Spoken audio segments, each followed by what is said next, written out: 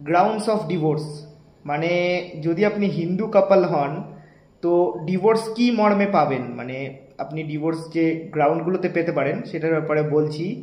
যেরকম এখানে অনেকগুলো গ্রাউন্ড আছে, বেসিক কটা গ্রাউন্ড আমি বলছি। যেরকম তো হিন্দু ম্যারেজ অ্যাক্ট অনুযায়ী প্রধান কারণগুলোর মধ্যে একটা কারণ, সেটা হলো অ্যাডাল্ট্রি। অ্যাডাল্ট্রি আপনার হাজব্যান্ড বা ওয়াইফ আপনার সাথে বিবাহযুক্ত সম্পর্ক থাকার বাইরেও থার্ড পার্টি কারোর সাথে প্রেম পীড়িত বা ভালোবাসা করছে, পরক্রিয়া করছে, এই একটা কারণ। সেকেন্ড বড় কারণ সেটা হলো ক্রুয়েলটি। ক্রুয়েলটি আপনার হাজব্যান্ড ড্রিঙ্কসের হ্যাবিট আছে, আপনার গায়ে হাত ফাত তোলে, মারে ধরে, আরও বিভিন্ন রকমের সমস্যা, এটা একটা বড় কারণ, এটার জন্য পেতে পারেন।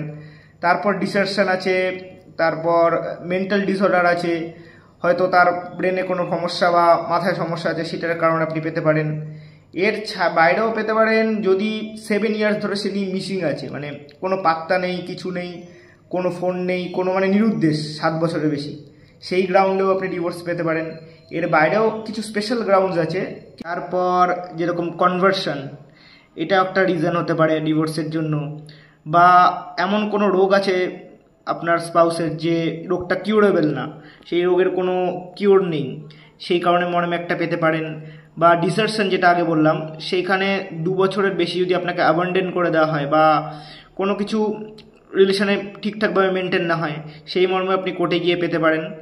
এটার আরও একটু ব্যাপার আছে, সেটা আপনি যদি আপনার কোনো লয়ারের সাথে কথা বলবেন তখনই আপনাকে ভালো করে বুঝাবে। তো ভালো লাগলে পাশে থাকবেন।